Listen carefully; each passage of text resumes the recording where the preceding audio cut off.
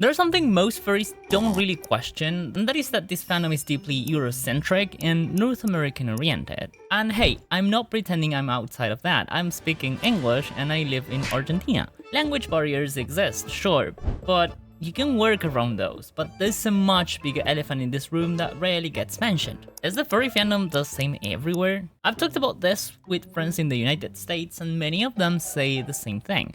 The country is so big that each state feels like its own nation. That's why there are countless conventions, massive events, and constant opportunities. And traveling inside the country is relatively accessible. And this isn't a complaint, it's just context. Because on this side of the world, the reality is a little bit different. Let me explain.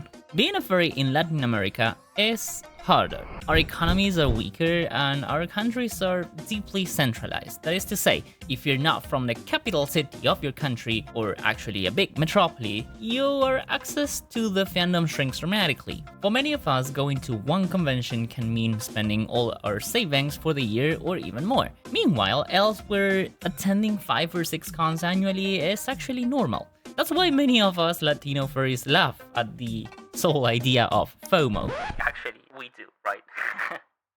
Cons aren't something you miss. They're actually a luxury you hope to reach. That's why 8 Latin American creators came together to make a short documentary. Not to complain, but to show how we survive, adapt, and create community in a more conservative, more challenging context. Because being a furry isn't a competition. It's about reinventing yourself, finding your place, and shining with what you have, but not with what you lack. And honestly, that cultural difference doesn't weaken the fandom. It actually makes it richer and more diverse. Don't you think about it?